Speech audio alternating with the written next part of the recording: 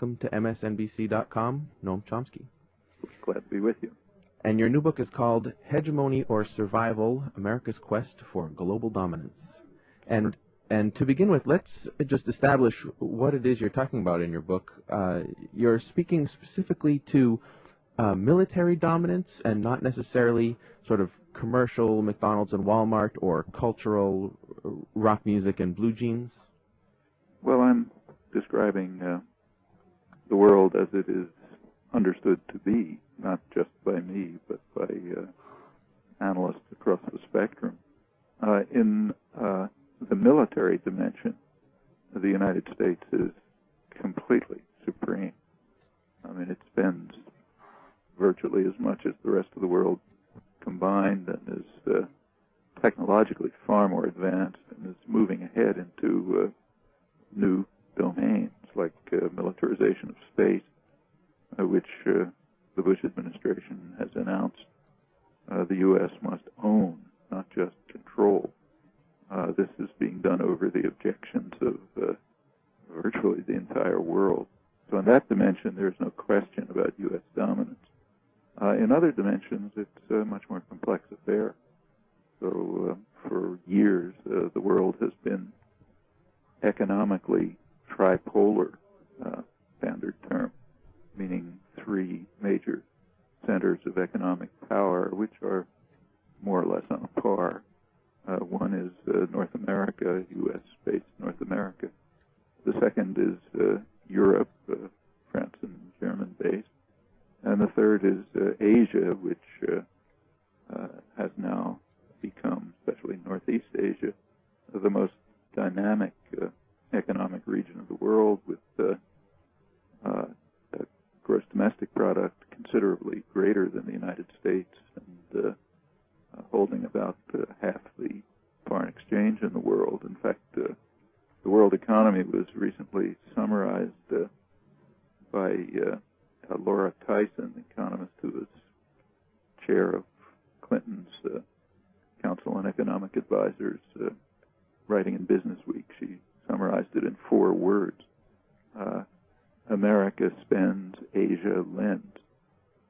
That's largely true. So economically, the world the U.S. does not dominate the world. Culturally and in other respects, it's a very mixed story. Right.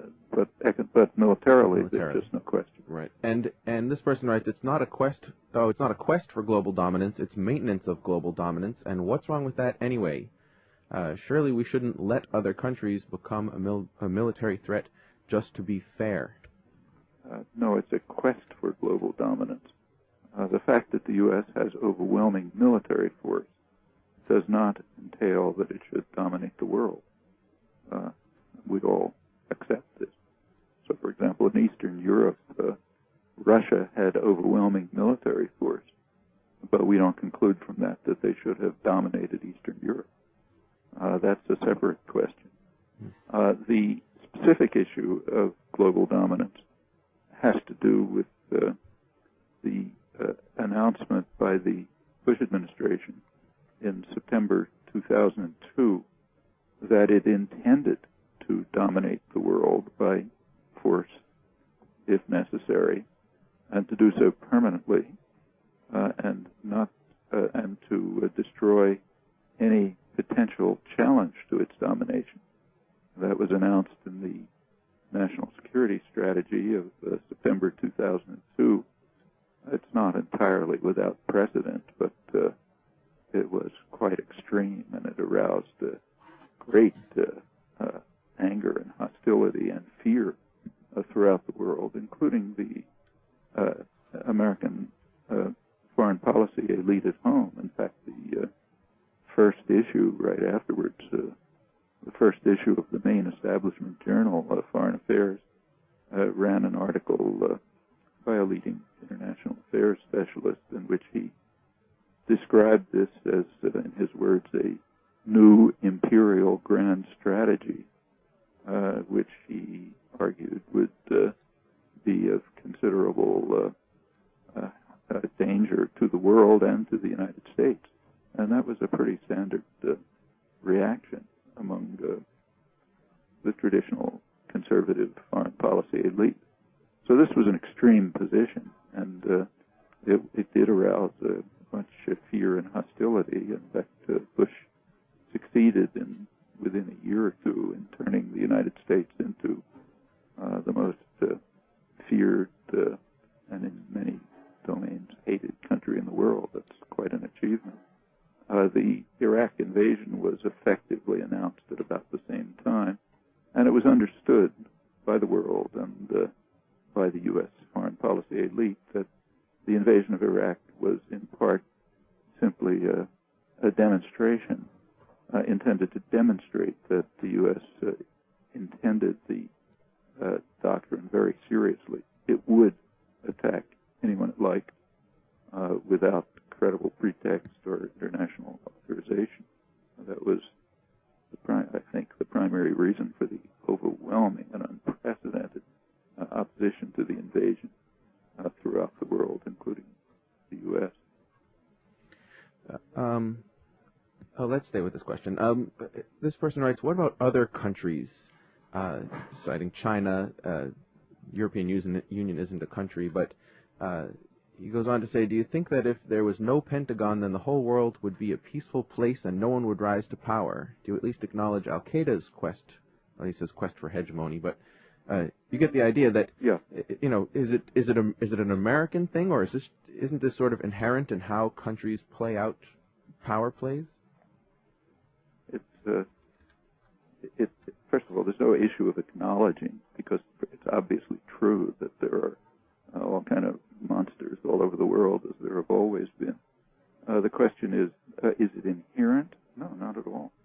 I mean, there's no natural law that required, for example, that Russia dominate Eastern Europe, or that Nazi Germany, which was the main military force, dominate much of Eurasia, or that Britain, in the period of its dominance, should control and virtually destroy India and much of the rest of the world. There's no law about this at all.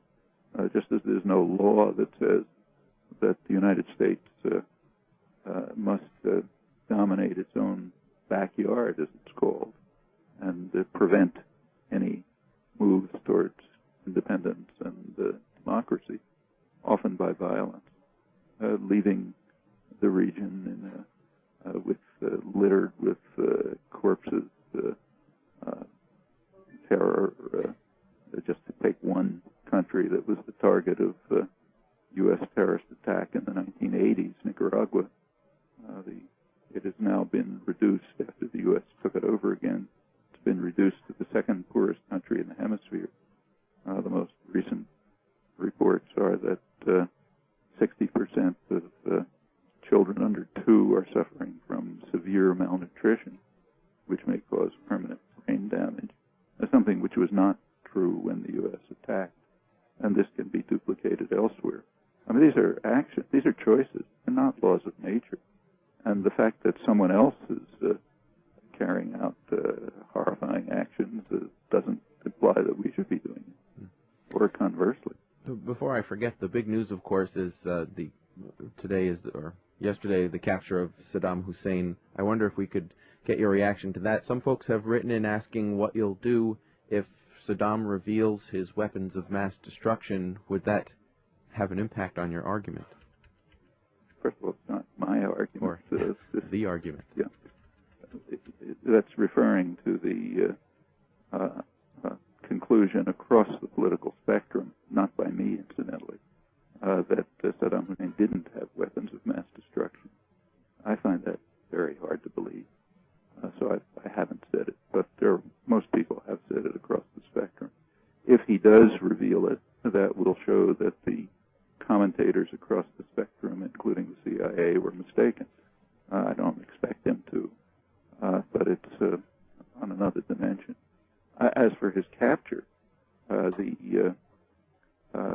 that's an occasion for rejoicing on the part of people who have condemned his crimes and atrocities throughout the period of his bloody rule, and have also condemned the decisive support for Saddam Hussein right through the period of his worst atrocities by the people who are now running Washington and by the United Kingdom. So, for example, the press today correctly points out that he could be brought to trial for genocide because of his gassing and massacres of Kurds in 1988 and his crushing of the rebellion that might well have overthrown him in 1991. What I haven't seen pointed out, and what should be pointed out by any honest commentator, is that those genocidal crimes were carried out with the decisive support of the force of the government that now captured him and is now in office. And it had nothing to do with the war with Iran. The war with Iran was over. It's just that the people in power in Washington and in London didn't care. In fact, they explained why they were continuing supporting. Explained it. It's not secret. George Bush, #1, explained, and his administration explained that they would continue to provide aid to Saddam Hussein, including the potential for the technology that could be used and was used for weapons of mass destruction. They would do so because of their responsibility to support U.S. exporters, and because supporting Saddam would improve the stability and the human rights situation of the region. When the Bush administration, that's pretty much the people now back in office, supported Saddam Hussein's crushing of the rebellion that might have overthrown him, it was explained. So, for example, the main Middle East correspondent of the New York Times, Alan Cowell, pointed out accurately that Bush, and as well as London, as the United Kingdom, was supporting, effectively authorizing his crushing of the rebellion because there was an overwhelming consensus that Saddam offered better hope for the stability of Iraq than did the people who were trying to overthrow him. So, in other words, Washington and London preferred Saddam to the rebels who were trying to overthrow him. So, yes, these are the charges of genocide are legitimate, and those who shared responsibility for them should be in the dock if there's a fair trial. Now, you sort of, I'll say you, and then you can correct me if I'm wrong, but you frame this in sort of a larger context, right? Stretching through time, that Iraq isn't an isolated incident. And yet, for some people who've written in, it very much is. One person writes in, "You pile up all of these facts as if anyone cares. No one cares. No one really buys the propaganda either way. The focus is on a bottom line. Is the bad guy getting his due? Yes, then good. Does this make the Arab world need to clean up its act? Then good, and that's the end." Someone else writes, "U.S. history doesn't negate good work. Intellectual consistency is not required," he says. No, the question of what is required is an effort to understand ourselves. It's the same people, same institutions. They're carrying out the same kind of actions. They're supporting the same kinds of gangsters and monsters who they supported in the past. So there's no basic difference between Saddam Hussein and Karimov in Uzbekistan, one of the current favorites, who boils his opponents to death. It's his favorite method. Or Obiang in Equatorial Africa is one of the worst gangsters and happens to be sitting on a pool of oil, so he's fed it in the White House. In fact, there isn't the slightest indication of any change in policy. So if we want to understand ourselves and the world, we do pay attention to what happens. I mean, suppose that Saddam Hussein is brought to trial, and he says, and he's charged, as he should be, with the horrifying crimes that I just mentioned. Would it be appropriate for him to say, well, that's all in the past. Who cares? I mean, nobody cares about what happened in the past. What happens is today. From now on, I'm going to be a good guy. So let me off and let me run the country. I mean, if he were to say that, we wouldn't even bother laughing. Therefore, why are we willing to allow our own leaders and ourselves to say the same thing and not collapse in ridicule.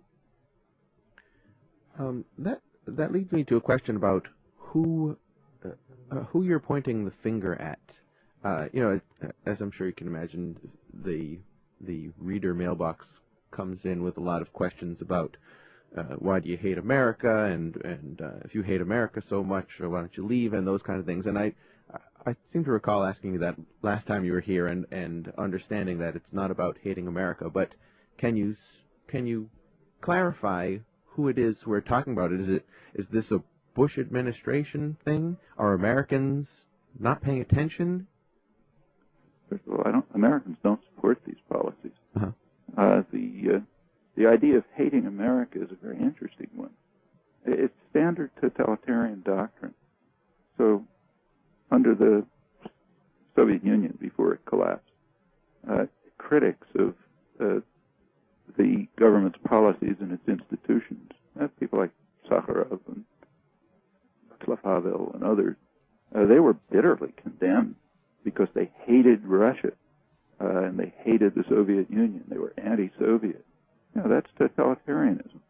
Totalitarian ideals are that you identify state policy and the dominant institutions. You identify them with the country, the society, and the people. For anyone who has a minimal commitment to democracy and justice, this is ludicrous. I mean, you don't hate the country if you oppose the policies of its leadership. Actually, that idea is drawn from the lexicon of totalitarianism, but it actually goes all the way back to the Bible. King Ahab, who was the epitome of evil in the Bible, condemned the prophet Elijah as someone who hates Israel, disturbing Israel. Why? Because Elijah was criticizing the policies of the king and was calling for justice and decency. And from the point of view of King Ahab, that's hating Israel. And from the point of view of his successors, those who also criticize policy and call for alternatives and call for justice, hate the country. They should ask themselves whether these are the pages of history on which they choose to find themselves. Incidentally, will you be endorsing a candidate for 2004? Presidential candidate, I mean? No, I've never endorsed a candidate in the past, and I don't. Just I'm wondering. not an institution. I Okay. don't issue press releases or endorsements. I have my choices, like everyone else. Any that you care to share? Not really. I mean, Okay, I will that's fine. vote. I will That's your vote for business. just about anyone, to tell you the truth, who would rid the country of an extremist clique that has taken control and is is an enormous threat to the country and the world. That's the little clique around Bush. I think they're very dangerous, and I think I agree with. This is not an issue of left and right or conservative and liberal, incidentally. Across a substantial spectrum, including traditional conservatives, they are regarded as extremely dangerous. Right. And I think we would do well to be rid of them. As to the alternatives, there's a great deal to say and no time to say it. Do you? There's a bit in your book about. Do you? There's a bit in your book about sort of propaganda and how the dynamic within democracy of sort of getting the people to follow along with leaders. Do you? So I'll use that as the preface to this question. Do you read weblogs? And do you think the internet will ultimately be a force for good, in parentheses they write education, or a force for propaganda, or something in the middle, meaning more of the same of what we have right now? Well, the internet is intensifying all aspects of what you've just described. So it does provide means to evade the extraordinary pressures of a very narrow doctrinal system in the United States. There are ways to get around it. On the other hand, the Internet also includes plenty of hysteria and tantrums and wild claims without evidence and so on. So it allows all sorts of things. It's not controlled, which is good. That means it has all sorts of characteristics. As for the propaganda, it is quite striking. So just take September 2002 again, very important month. The government announced the national security strategy, virtually announced the invasion of Iraq, which was to exemplify it. And also that initiated a massive government media propaganda campaign, which very quickly drove American public opinion completely off the spectrum of international opinion. Within a few weeks, a majority of Americans regarded Saddam Hussein as an imminent threat to the security of the United States. Even the people who most hated and despised him didn't believe that. So in Iran and Kuwait, the two countries he invaded, they're happy to tear him limb from limb, but they didn't regard him as a threat. That was ridiculous. The weakest country in the region. It had a third the military expenditures of Kuwait, which was 10% of its population. It was devastated by sanctions. It was disarmed. A monster, but not a threat. However, in the United States, people were very quickly driven to regard him as a threat. In fact, shortly after, Americans alone in the world believed that, came to believe, many did, majority in fact, that Saddam Hussein was somehow responsible for 9/11, or that he was involved with Al-Qaeda. I mean, the intelligence agencies don't believe that. These misunderstandings, which are gross, have been studied in detail by the leading polling agency in the country, the world, the Program of International Policy Attitudes at the University of Maryland. They found extraordinary misperceptions among Americans, and they traced them to the news sources that the people used. It's quite revealing. People might want to look it up. Oh, and it'll be interesting to see. I can't help but wonder how the dynamic will change. Again, if Saddam reveals weapons of mass destruction, there's this memo recently uncovered in, I forget the British paper, The Telegraph, I think, about Muhammad Atta training in Iraq. If these connections are established after the fact, that would change absolutely nothing. Uh-huh. So, for example, suppose that when Russia invaded Hungary in 1956, they later discovered that there was a Hungarian terror cell planning something in Russia. Would that have justified the invasion? I mean, plans, the resort to violence is justified on the basis of what is known at the time, not on what you discovered later. It should be obvious. It's astonishing to me, very astonishing, that they have not been able to find weapons of mass destruction. In fact, if you want my secret suspicion, I wouldn't be at all surprised if they've already discovered something and are holding it back to reveal at the proper occasion for propaganda purposes. That wouldn't surprise me in the least. The administration has a record of deceit and lying that is just astonishing. But it's not relevant.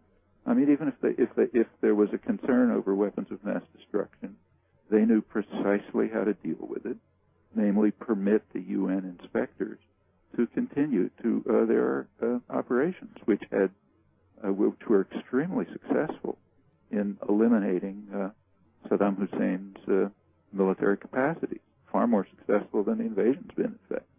But the fact is that you can learn this from intelligence agencies or virtually all foreign policy analysts. It was anticipated and predicted that the invasion of Iraq would increase proliferation of weapons of mass destruction and would also increase terror. And apparently that's happened. There are ample reports of that. It was predicted, and it seems to have happened. And the reasons are pretty obvious. When you inform people that you're planning to attack them without credible pretext or any kind of authorization, they don't just say, thank you, please cut my throat. They resort to whatever means of deterrence they have. And for the weak, the means of deterrence happen to be terror and weapons of mass destruction, which will sooner or later be unified. And if we continue to stimulate terror and proliferation by actions such as invading Iraq and others, we continue to do that, it will very likely bring about the serious terrorist attacks right here, as has been predicted for years, incidentally, in technical papers long before 9/11. Something I've been wondering about lately, with half of the country so vehemently opposed to Bush, and the other half so vehemently in support, it almost feels like half the country disenfranchised, their interests not represented on important matters. Is democracy not scalable to a certain point? Does there come a point where the population is too big to be represented by a single government? I don't think so. I mean, I think the population is disenfranchised, but not in the ways that you're describing. And in this regard, there are very detailed and expert studies of U.S. public opinion. We know a lot about it from academic sources and others. And about, since the Reagan years, a large majority of the population believes that they are not represented, that the way the polls stated is the government's work for the few and the special interests, not the people. I mean, that reached 80% under Reagan. If you look at the attitudes towards elections, well, I mean, take a look at the attitudes towards the year 2000 election, not afterwards, but before. So no Florida shenanigans, no Supreme Court. About 75% of the population simply didn't take the election seriously. They thought it was some game carried out by rich contributors in the public relations industry who train candidates to keep away from issues and say things that are meaningless. In fact, if you look at polls, the public is disenfranchised on issue after issue.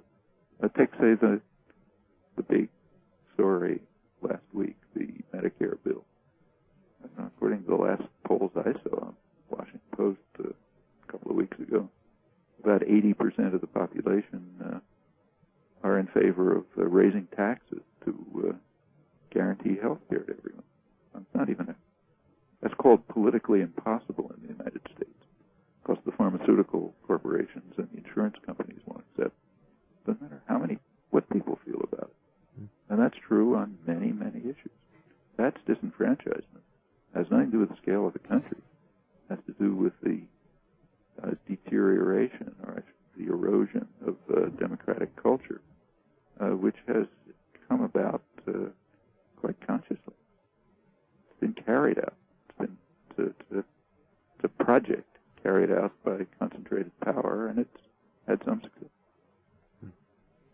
Professor Chomsky, I appreciate you taking this time to chat with us, and as we come to the end of our time, I wonder maybe if you'd like to wrap us up with closing comments.